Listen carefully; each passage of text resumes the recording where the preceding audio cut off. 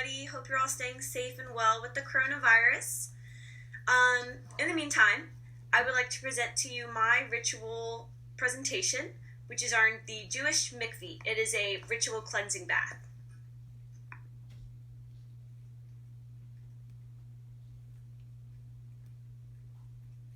I'd first like to start off about why I chose this topic and why I decided to do this out of the endless amount of different religions and different types of rituals.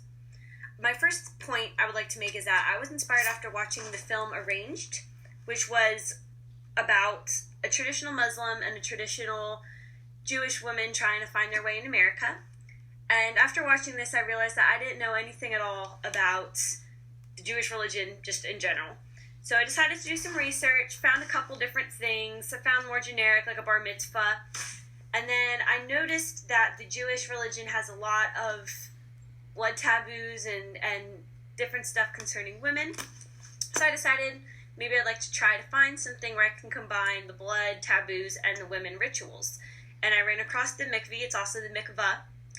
And it pretty much is a cleansing bath. So it can be used for pots, non-kosher foods, wedding ceremonies. But for the purpose of my ritual presentation, we're going to focus on how the ritual bath interacts with women's cycles and relationships.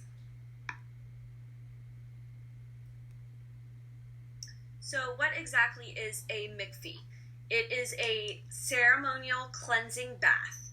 And like I mentioned earlier, it is used for other types of cleansing, but for this presentation, we're going to focus on women and how they use the mikveh throughout their menstrual cycle.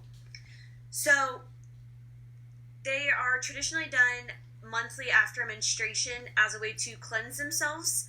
So for an Orthodox Jewish woman, who are the ones who usually participate in this ritual, they do not have any intercourse or any kind of contact with their husbands while they are menstruating. So 5 to 7 days is the average time for a woman to be menstruating on her cycle.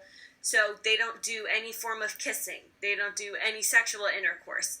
This is a time strictly meant for bonding on a deeper emotional level and not so much on the physical, worldly body connection.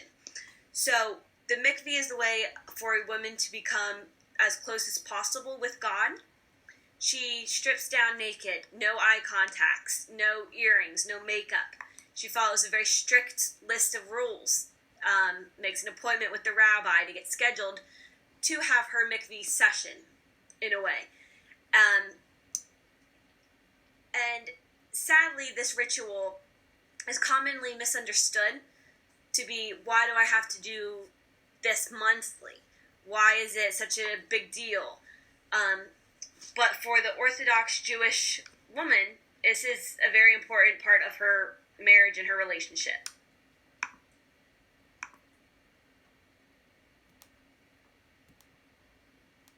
With the mikveh ritual being primarily practiced by Orthodox Jewish women, it is a little harder to find a mikveh.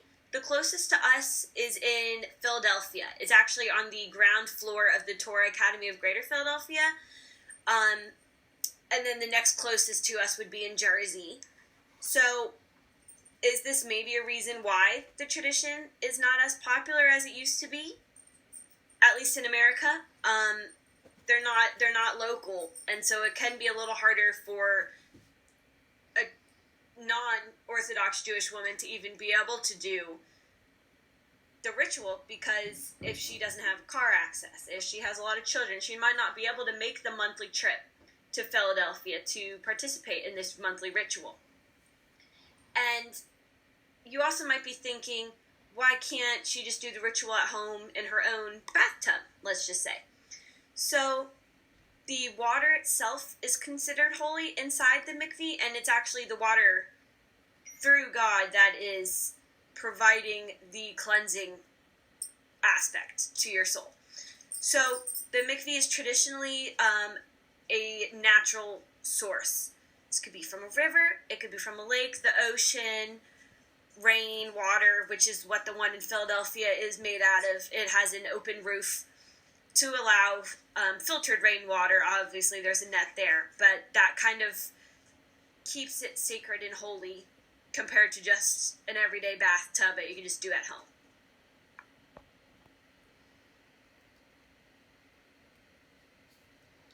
To fully understand why a traditional Orthodox Jewish woman would do this monthly ritual, you need to understand the history behind this cleansing bath.